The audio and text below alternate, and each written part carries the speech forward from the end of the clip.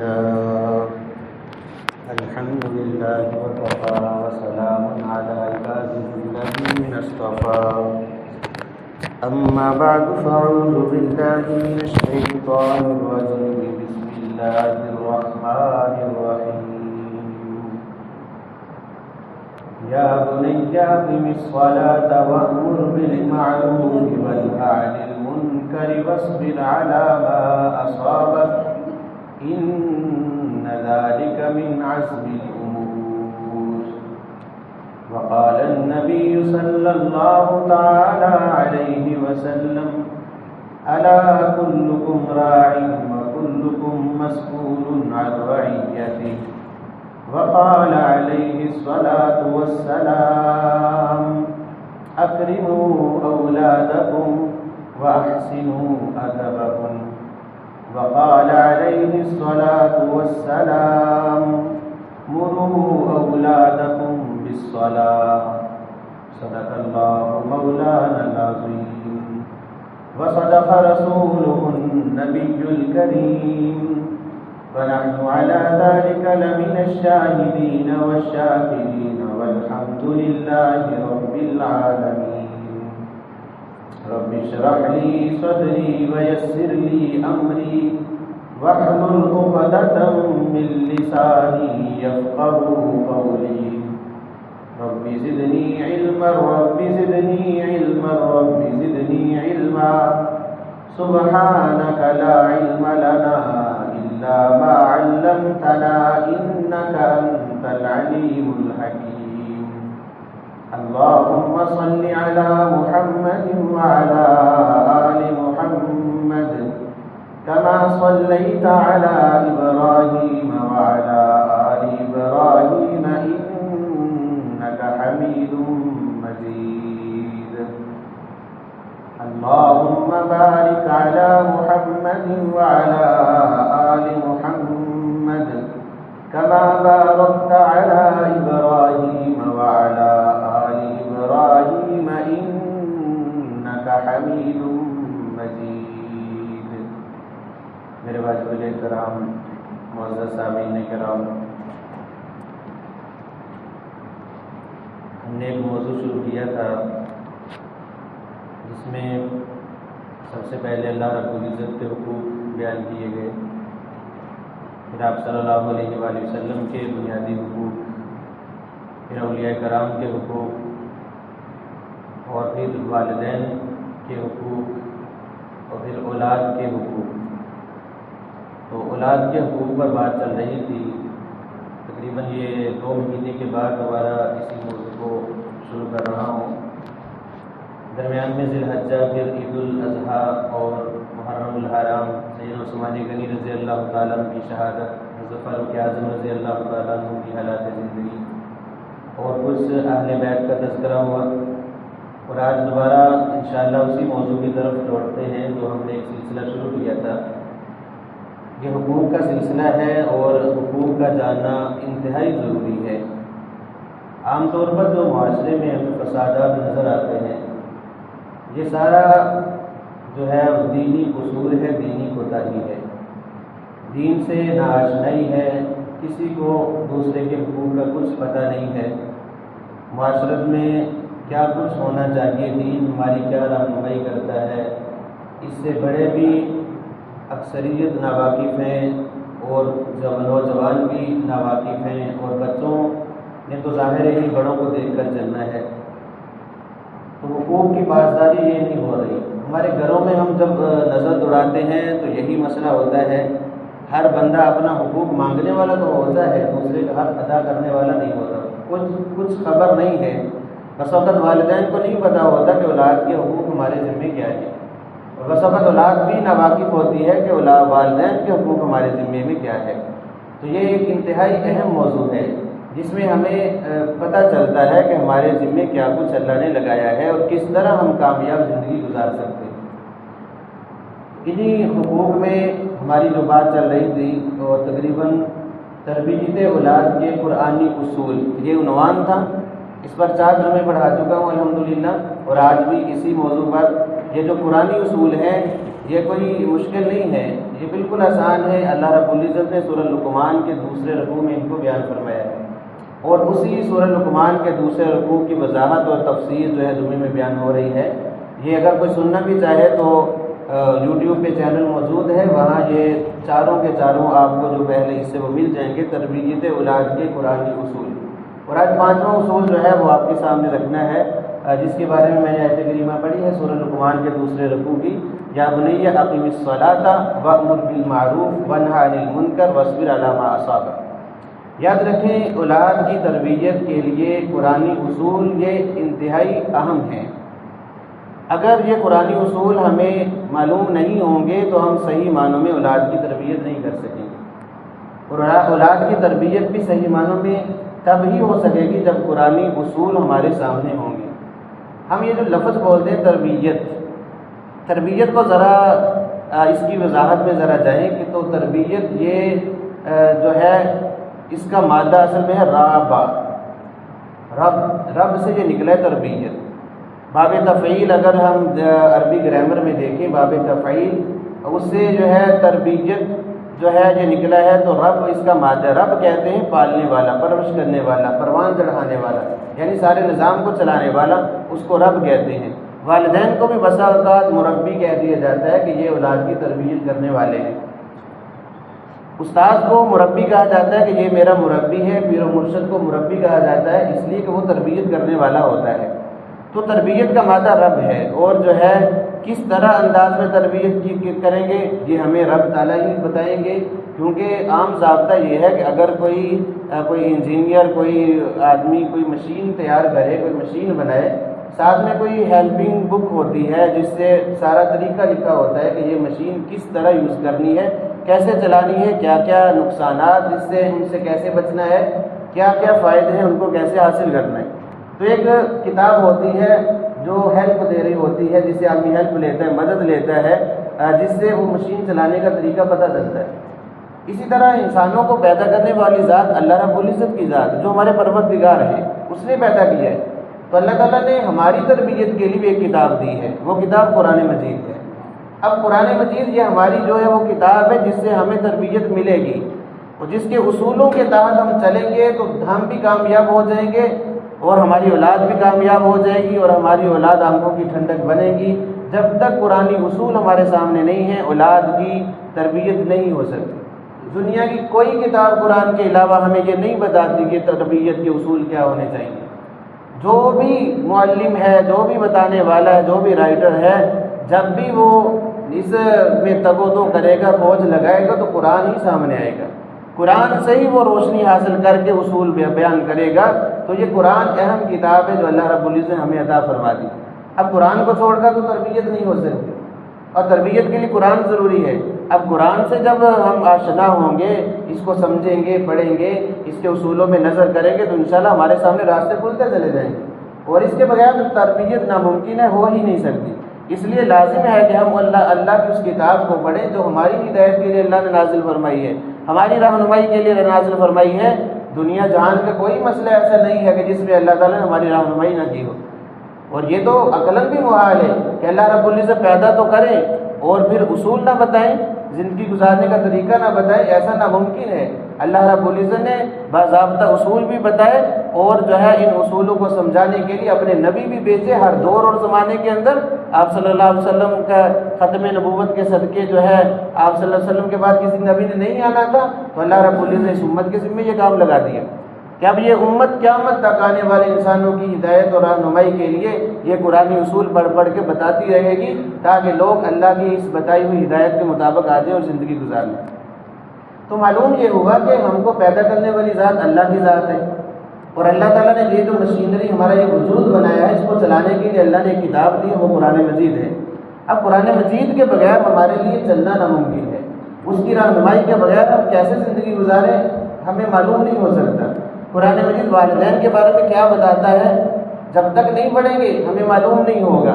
تو قرآن مجید نے ہر ایک حقوق ہمیں بتائے ہیں اور اللہ کے نبی صلی اللہ علیہ وسلم نے اس قرآن کی مزید وضاحت کی، تفسیر بیان کی ہے، جس کو حدیث رسول کہتے ہیں۔ اب یہ دو چیزیں ہیں جو ہماری زندگی میں انقلاب برپا کر سکتی ہیں، اللہ کا قرآن لیں اور اللہ کے نبی کی زبان سے لیں، اور صحابہ کرام نے کیسے عمل کیا اس کے مطابق ہم لیں تو انشاءاللہ ہم دنیا اور آخرت میں سرخرو ہو سکیں گے۔ اب اولاد کی تربیت کے لیے پورا ایک رکوع اللہ تعالیٰ نے قرآن مجید میں نازل فرمایا، سورہ لقمان کا دوسرا رکوع۔ بلکہ میں تو گزارش کروں گا ہر بندہ اس کو پڑھے، اس کا ترجمہ پڑھے اور اس کی تفسیر پڑھنے کی کوشش کرے۔ اس میں بڑے رہنما اصول اللہ نے دیے ہیں جس میں والدین کے مقام و مرتبے کو بیان کیے ہیں۔ اب دیکھیں آج کا جو میں نے آیت کریمہ پڑھی، اقیم الصلاۃ، اے یا بنی، اے میرے پیارے بیٹے نماز کو قائم کرو، یہ حکم دینے سے پہلے پیچھے 3-4 حکم دے چکے اللہ رب العزت۔ یا بنی لا تشرک باللہ، اے میرے بیٹے شرک نہ کرنا، یعنی شرک سے سب سے پہلے منع کیا گیا ہے۔ اور جو ہے عقیدہ توحید یہ بنیاد رکھی ہے۔ آپ صلی اللہ علیہ وآلہ وسلم نے فرمایا کہ جب بچہ بولنے کے قابل ہو تو سب سے پہلے اس کو لا الہ الا اللہ سکھاؤ، تاکہ جب بولے تو اس کی زبان سے لا الہ الا اللہ جاری ہو۔ اور فرمایا دوسری حدیث میں من کان آخر کلامہ لا الہ الا اللہ دخل الجنہ، جس کا آخری جملہ لا الہ الا اللہ ہو گیا، یعنی ابتدا بھی کلمہ طیبہ، انتہا بھی اس کی کلمہ طیبہ، زبان پر کلمہ طیبہ جاری ہو گیا، فرمایا دخل الجنہ، یہ آدمی جنت میں داخل ہو جائے۔ کیوں؟ اس لیے کہ 2 حدیثیں ہیں، انما الاعمال بالنیات، تمام اعمال کا دار و مدار ہماری نیتوں پر ہے۔ جو والد اپنے باپ بیٹے کو کلمہ طیبہ بچپن میں سکھا رہا ہے، کیا اس کی نیت ہے؟ ظاہر بات نیک نیت ہے، اسی لیے تو کلمہ سکھا رہا ہے کہ یہ میرا بچہ جو ہے بڑا ہو کر اس کلمے کے سائے میں پروان چڑھے اور اس کلمے کے سائے میں زندگی گزارے۔ اب باپ کی کتنی نیک نیت ہے جس کی وجہ سے کلمہ سکھا رہا ہے۔ اور دوسری حدیث کیا، انما الاعمال بالخواتیم، اعمال کا دار و مدار خاتمے پر ہوگا۔ اب خاتمہ بھی جب جس کا نیک ہو گیا، ابتدا بھی اور اختتام بھی جس کا نیک اور دین کے مطابق ہو گیا، انشاءاللہ اللہ رب العزت کی شان سے 100% امید ہے درمیان کی زندگی میں جو کوئی لغزش، کوئی اونچ نیچ ہوئی ہے، کوئی غفلت ہوئی، اللہ رب العزت معاف فرما دیں گے اور اپنے نبی کے فرمان کو سچ کر دکھائیں گے، داخل الجنہ، وہ آدمی جنت میں داخل ہو جائے گا۔ اس لیے بہت لازم اور ضروری ہے اولاد کی ہم تربیت صحیح معنوں میں کریں، قرآنی اصولوں کے مطابق کریں۔ اب دیکھیں حکم نماز کا ہے اور اس سے پہلے شرک سے منع کیا گیا، پھر وَوَصَّيْنَا الْإِنسَانَ بِوَالِدَيْهِ، والدین کے ساتھ حسن سلوک کا حکم دیا گیا، پھر أَنِ اشْكُرْ لِي وَلِوَالِدَيْكَ، اے میرے بیٹے اپنے والدین کا پہلے شکر ادا کرنا، پھر بلکہ اللہ تعالیٰ فرما رہے ہیں کہ میرا بھی شکر ادا کرو اور اپنے والدین کا بھی شکر ادا کرو۔ اور آپ صلی اللہ علیہ وسلم نے فرمایا کہ جو آدمی لوگوں کا شکر ادا نہیں کرتا وہ اللہ کا بھی شکر ادا نہیں کرتا۔ ہو نہیں سکتا ایسے کہ ایک آدمی کو شکر کرنے کی، لوگوں کا شکریہ ادا کرنے کی عادت نہ ہو اور وہ اللہ کا شکر ادا کرے، ایسا ہو نہیں سکتا۔ کیوں؟ اس لیے کہ جب لوگوں کا شکر ادا کرنے کی اس بچے کو عادت ہوگی بچپن سے ہی تو یہ اللہ رب العزت کا بطریقے اولا شکر ادا کرے گا۔ ایک محدث نے بڑی پیاری بات کی، آپ صلی اللہ علیہ وسلم نے فرمایا من لم یشکر الناس لم یشکر اللہ، جو آدمی لوگوں کا شکریہ ادا نہیں کرتا وہ اللہ کا شکریہ بھی ادا نہیں کرتا۔ دونوں الگ چیزیں ہیں، اللہ کا شکر الگ ہے، لوگوں کا شکر الگ ہے، لیکن دونوں جملوں کو اللہ کے نبی نے کیوں جوڑا ہے؟ تو محدث نے بڑی پیاری بات فرمانے لگے کہ جو نعمت دیتا ہوا نظر آ رہا ہے، والدین نظر آ رہے ہیں، نعمت دے رہے ہیں، بچوں کا ہر خواہش کا خیال کر رہے ہیں، کھانا کھلا رہے ہیں، ان کے لیے جو ہے راحت کا سامان مہیا کر رہے ہیں، بڑے نظر آ رہے ہیں، جو نعمت دیتا وہ نظر آ رہا ہے، اگر یہ اس نظر آنے والے کا شکریہ ادا نہیں کرتا تو جو نعمت دیتا وہ نظر نہیں آ رہا اس کا شکریہ یہ کیسے ادا کرے؟ تو ظاہر بات ہے جو نظر آ رہا ہے پہلے اس کا شکریہ ادا کرے، پھر اللہ رب العزت کا شکریہ بھی وہ ادا کرے گا۔ ظاہر بات ہے جب بچے کو یہ بچپن میں عادت ہم نے ڈال دی کہ بیٹا ہر کام میں الحمدللہ والشکر للہ، اللہ کا بھی شکر ادا کرنا ہے، جو تیرے ساتھ کوئی احسان کرے نیکی کرے اس کو جزاک اللہ کہنا ہے، بچپن میں جب والدین یہ تربیت کریں گے تو انشاءاللہ یہ بہت اچھی بنیاد رکھیں گے۔ اب یہ چیزیں بچے کیسے سیکھیں گے؟ بات پھر والدین پہ آتی ہے کہ والدین کو اس معاملے میں آنا پڑے گا، والدین کو اپنی عادت بنانی پڑے گی، بچوں کی تربیت والدین کی اولین ذمہ داری ہے، تو والدین کو یہ ذمہ داری بخوبی نبھانی پڑے گی، پھر اولاد جو ہے وہ آنکھوں کی ٹھنڈک بنے گی، راحت کا سامان بنے گی اور آخرت میں ذریعہ نجات یہ اولاد بنے گی۔ اب والدین جو ہے اپنے میاں بیوی آپس میں گھر کے اندر چھوٹی چھوٹی بات میں دوسرے کا شکریہ ادا کریں، اس سے لڑائی جھگڑے بھی ختم ہوں گے۔ بیوی نے کھانا بنایا ہے تو جزاک اللہ اس کو کہیں، شکریہ ادا کریں، پانی دیا ہے شکریہ ادا کریں، اور جو ہے اس کو جزاک اللہ کہیں، اس نے کوئی بھی کام کیا، کوئی خدمت کی ہے شکریہ ادا کریں۔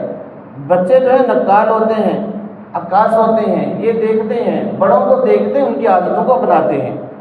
آپ گھر میں مشاہدہ کر لیں، ہم چھوٹا سا بچہ ہے، آپ گھر میں مصلی بچھائیں، نماز پڑھنی شروع کریں، اب وہ بچہ جو ہے آپ کی طرح وہ حرکتیں کرے گا، سجدے میں جائے گا، کبھی کچھ، کیوں؟ بڑے کو دیکھ رہے ہیں نماز پڑھتے ہوئے، بچہ ویسے ہی کرے گا۔ تو جو بڑے کریں گے بچے ویسے ہی کریں گے۔ بچوں کے سامنے اپنی بیوی کا شکریہ ادا کریں، بیوی کی بھی یہ تربیت ہو کہ وہ اپنے شوہر کا شکریہ ادا کرے، ہر بات میں جزاک اللہ۔ جب یہ کلمہ اتنا زیادہ بولا جائے گا بچوں کے دل و دماغ میں یہ جو ہے لاشعور میں یہ جو بات ہے بیٹھ جائے گی، پھر بچے بھی عادت بنا لیں گے۔ تو کیا فرمایا کہ ایک دوسرے کا شکریہ ادا کرنا، اللہ کا شکریہ ادا کرنا۔ پھر آگے حکم کیا تھا کہ یا بنی ان تکم مثقال حبۃ من خردل، اے میرے بیٹے رائی کے دانے کے برابر بھی کوئی نیکی یا کوئی بدی تو چاہے وہ چٹانوں میں چھپ کر لے، چاہے آسمان و زمین میں جہاں مرضی چھپ جائے، اللہ تعالیٰ اس کو بھی لے جاتی بھی اللہ تعالیٰ لے آئیں گے۔ ان اللہ خبیر جو ہے لطیف خبیر، اللہ تعالیٰ بہت باریک بین ہے، باخبر ہے ہر بات سے۔ بچے کے دل میں یہ بات بٹھانا بچپن میں کہ اللہ تعالیٰ ہمیں دیکھ رہے ہیں۔ ہماری غفلت یہ ہوتی ہے، ہم یا تو بچہ ماں سے ڈر رہا ہوتا ہے، یا باپ سے ڈر رہا ہوتا ہے، یا استاد سے ڈر رہا ہوتا ہے۔ ماں باپ اور استاد کے ڈر کی وجہ سے کام نہیں کرتا، لیکن جہاں یہ تینوں نہیں ہوتے وہاں وہ حرکت کر لیتا ہے، وہاں وہ گناہ کر لیتا ہے، کیونکہ اب مجھے کون دیکھ رہا ہے۔ تو والدین یا اولاد یا استاد کا ڈر نہیں بلکہ اللہ کا ڈر اس کے دل میں بٹھایا جائے کہ میرے بیٹے اللہ دیکھ رہا ہے، کوئی بھی نہ دیکھے تو اللہ تعالیٰ وہاں بھی دیکھ رہے ہیں۔ تو اللہ رب العزت جب یہ استحضاء بچے کے دل میں بار بار کہنے سے، عربی کا ایک مقولہ ہے اذا تکرر الکلام تکرر فی القلب، جس بات کو زیادہ بولا جاتا ہے وہ بات آہستہ آہستہ دل میں اتر جاتی ہے۔ تو بچے کے سامنے بار بار یہ تذکرے ہوں کہ اللہ تعالیٰ ہمیں دیکھ رہے ہیں، اللہ دیکھ رہے ہیں، اب یہ بات جب بیٹھے گی تو بچہ تنہائی میں گناہ سے بچے گا۔ آج ہمارے کتنے لوگ نوجوان ہیں تنہائیوں کے گناہوں میں مبتلا ہیں، بس یہ چیز دل میں نہیں ہے کہ استحضاء نہیں کہ میرا اللہ مجھے دیکھ رہا ہے، میں یہ تنہائی میں ہوں، اگرچہ سب کے نظروں سے اوجھل ہو چکا لیکن میرا اللہ مجھے دیکھ رہا ہے، یہ بات جو ہے وہ پیدا کرنا۔ آپ صلی اللہ علیہ وسلم کے پاس جبریل امین آئے ایک دفعہ، چونکہ آگے حکم آ رہا ہے نماز کا، اقیم الصلاۃ، تو اس سے پہلے یہ ایک بات سنیں کہ نماز کس انداز میں ہمیں پڑھنی چاہیے۔ جبریل امین آئے انسانی شکل میں، صحابہ کرام فرماتے ہیں، یہ حدیث جبریل کے نام سے حدیث کی بڑی کتابوں میں لمبی حدیث موجود ہے، اس میں سے مختصر آپ کے سامنے رکھتا ہوں۔ اب وہ جو آدمی آئے تھے، صحابہ فرماتے ہیں کہ بڑا خوبصورت وسیع چہرہ اور بڑے صاف ستھرا لباس پہنا، سفید لباس، کوئی گرد و غبار نہیں ہے، کوئی سفر کے آثار نہیں، بندہ سفر کرے تو ظاہر گرد و غبار مٹی پڑی ہوئی ہوتی ہے، بالکل ایسے جیسے ابھی کوئی نہا کے آیا ہے، بالکل فریش تر و تازہ اور خوبصورت لباس۔ ہم میں کوئی بندہ بھی اس کو جانتا نہیں تھا، ہم بڑے پریشان تھے کہ اگر دور سے آیا ہوتا تو ظاہر کچھ تو سفر کے آثار ہوتے، قریب سے آیا ہوتا تو ہمیں پتہ تو ہوتا کہ کون آدمی ہے، کوئی بھی نہیں جانتا۔ ادب کے ساتھ اللہ کے نبی کے سامنے آ کر بیٹھ گئے، دو زانوں بیٹھے، تشہد کی حالت میں بیٹھے، اور یہ سب سے اعلیٰ طریقہ ہے ادب میں بیٹھنے کا۔ تو جب اللہ اور اس کے رسول کی بات ہو رہی ہو، خاص طور پر خطبہ جمعہ ہو رہا ہو یا اور کسی مجلس میں بیٹھے تو انتہائی ادب سے بیٹھنا چاہیے۔ اب وہ ادب سے بیٹھے اللہ کے نبی کے سامنے اور اللہ کے نبی سے سوال کر رہے ہیں اور خود تصدیق بھی کر رہی ہیں، بے شک کافی سارے سوال کیے، جن میں سے ایک سوال یہ کیا، مل احسان یا رسول اللہ، اے اللہ کے نبی مجھے بتائیں احسان کیا ہے؟ تو آپ صلی اللہ علیہ وسلم نے جواب فرمایا، ان تعبد اللہ کأنک تراہ فإن لم تکن تراہ فإنہ یراک، کہ تو اللہ کی عبادت اس طرح کر جیسا کہ تو اللہ کو دیکھ رہا ہے، اور اگر یہ کیفیت پیدا نہیں ہوتی تو کم از کم اپنی عبادت میں یہ کیفیت پیدا کر لے کہ میرا اللہ مجھے دیکھ رہا ہے، یعنی ہر عمل میں یہ استحضار ہو، یہ کیفیت ہو کہ میرا اللہ مجھے دیکھ رہا ہے۔ اس انداز میں جب ہماری عبادت ہوگی، ہماری نماز ہوگی، اس کا لطف بھی کچھ عجیب ہوگا، اور جو اس میں مزہ بھی ہوگا، لطف بھی ہوگا، اور صحیح معنوں میں وہ اللہ کی بارگاہ میں قابل قبول ہوگی۔ تو حضرت لقمان علیہ السلام نے اپنے بیٹے کو نصیحت فرمائی، یعنی یہ تمام باتیں بتانے کے بعد اللہ کا خوف دل میں بٹھا دیا، عقیدہ توحید دل میں بٹھا دیا، والدین بڑوں کا شکریہ کیسے ادا کرنا، ان کا ادب و احترام کیسے کرنا، یہ چیزیں بھی دل میں بٹھا دی۔ اب جو ہے سب سے اہم رکن جو دین کا تھا، سب سے اہم معاملہ جو حقوق اللہ میں بہت اہم حیثیت رکھتی ہے، نماز، جس کو اللہ کے نبی نے دین کا ستون فرمایا ہے، فرمایا من اقام الصلاۃ عماد الدین، نماز دین کا ستون ہے، من اقامها فقد اقام الدین، جس نے نماز کو قائم کیا اس نے گویا پورے دین کو قائم کیا۔ اور جس نے نماز کو گرا دیا اس نے گویا کہ دین کی عمارت کو گرا دیا۔ اور یہ نماز جس کے بارے میں پیغمبر صلی اللہ علیہ وسلم نے فرمایا تھا کہ بین الکفر و بین المؤمن ترک الصلاۃ، او کما قال، بندے اور کفر کے درمیان، مسلمان اور کافر کے درمیان فرق کر دینے والی چیز نماز ہے، جس کے بارے میں فرمایا الصلاۃ مفتاح الجنہ، نماز جنت کی کنجی ہے۔ بے شمار فرمایا کہ جو ہے نماز میری قرۃ عینی فی الصلاۃ، اللہ نے میری آنکھوں کی ٹھنڈک اس نماز میں رکھی ہے۔ یہ بہت ایک اہم فریضہ تھا۔ روز معاشر حدیث میں آتا ہے سب سے پہلے جس چیز کا حساب لیا جائے گا وہ نماز کا حساب لیا جائے گا۔ یہ چونکہ دین کا بڑا اہم رکن تھا، بہت اہمیت تھی دین کے اندر، تو اپنے پیارے بیٹے کو بٹھایا اور فرمایا یا بنیہ، بڑے پیار سے، ادب سے، احترام سے، بڑی محبت بڑے انداز سے۔ والدین کو چاہیے جب بھی اولاد کی تربیت کرنی ہے، کوئی واضح نصیحت کرنی ہے، کوئی بات بتانی ہے، ادب و احترام کے ساتھ۔ کیوں؟ آپ صلی اللہ علیہ وسلم نے خود حکم دیا، میں نے حدیث ابھی پڑھی ہے، اکرموا اولادکم، اپنی اولاد کا اکرام کرو، ان کو عزت احترام دو۔ آج جو عزت احترام آپ اپنی اولاد کو دیں گے، جب یہ بڑی ہوگی تو اسی طرح عزت اور احترام آپ کو دے گی۔ یہ تو ایسا معاملہ جو بوئیں گے وہی کاٹیں گے۔ آج جس انداز میں تربیت کریں گے اسی انداز میں یہ اس اولاد سے وہ تربیت کو وصول کریں گے آپ۔ تو فرمایا بڑے پیار سے اکرموا اولادکم، اپنی اولاد کا احترام کرو، عزت دو، ان کو اکرام کرو، ان کو بے عزت نہ کرو، ان کو لعنت ملامت نہ کرو، ان کو ان کے دوستوں کے سامنے خاص طور پر ٹارچر نہ کرو، ورنہ اولاد دور ہو جائے گی۔ یہ قرآنی اصول ہیں، آپ صلی اللہ علیہ وسلم نے اولاد کی تربیت کے ہمیں اصول بتائے ہیں۔ حضرت انس رضی اللہ تعالیٰ فرماتے ہیں میں 10 سال اللہ کے نبی کی خدمت میں رہا، میرا بچپنا تھا، آپ صلی اللہ علیہ وسلم نے 10 سال کے عرصے کے اندر کبھی یہ نہیں کہا کہ یہ کام تو نے کیوں کیا یا یہ کام تو نے کیوں نہیں کیا، کبھی یہ کیوں کا سوال تک نہیں کیا اللہ کے نبی صلی اللہ علیہ وسلم نے۔ بس وقت مجھے کام کے لیے بھیجتے، میں باہر دوستوں میں کھیلنا شروع کر دیتا، اور اللہ کے نبی صلی اللہ علیہ وسلم وہاں بھی آتے مجھے دیکھتے، تو کبھی اللہ کے نبی صلی اللہ علیہ وسلم نے یہ مجھے نہیں کہا کہ یہ میں نے تو فلاں کام بھیجا، کیوں نہیں کیا تو نے کام، کبھی مجھے نہیں ڈانٹا، کبھی میرے ساتھ بھی ایسا معاملہ نہیں کیا۔ 10 سال کوئی کم عرصہ نہیں ہے، اللہ کے نبی کی خدمت میں آپ جو رہے ہیں، اور وہ خود بتا رہے اس طرح آپ صلی اللہ علیہ وسلم نے اولاد کی تربیت کرنے کا حکم دیا ہے۔ فرمایا اولاد کا عزت احترام کرو اور ان کو ادب سکھاؤ، بہترین ادب سکھاؤ ان کو، یہ والدین کی ذمہ داری ہے کہ اولاد کے اکرام کرے۔ اب انداز محبت بڑے انداز میں اولاد کو ہے کیا کہنا، اقیم الصلاۃ، اے میرے بیٹے نماز کو قائم کر، وامر بالمعروف، اس آیت کا پہلے ترجمہ سن لیں، وامر بالمعروف، نیکی کا حکم کر، ونہی عن المنکر، برائی سے لوگوں کو روک، واصبر علی ما اصابک، جو تجھے کوئی مصیبت کوئی پریشانی پہنچے اس پر صبر کر، ان ذالک من عزم الامور، جو ہے مشکلات میں صبر کرنا یہ ہمت کے کاموں میں سے ہے۔ تو یہ جو ہے تربیت کر رہے ہیں، تو پہلا حکم کیا ہے، اقیم الصلاۃ، نماز کو قائم کر۔ اب بچہ ہے، نماز کا حکم اس کو کس طرح دینا ہے، کتنی عمر میں دینا ہے، اور یاد رکھیں اولاد کی تربیت کس عمر تک، تو اولاد کی تربیت پہلے سانس سے لے کر آخری سانس تک یہ والدین کی ذمہ داری ہے، بلکہ سب کی ذمہ داری اپنی تربیت کا بھی فکر کریں، پہلے سانس سے لے کر آخری سانس تک۔ یہ دین ہے، یہ دین تربیت دیتا ہے ہمیں، ہر معاملے میں ہماری رہنمائی کرتا ہے۔ تو فرمایا کہ آپ صلی اللہ علیہ وسلم کا فرمان ہے، مروا اولادکم، اپنی اولاد کو نماز کا حکم کرو جب وہ 7 سال کے ہو جائیں۔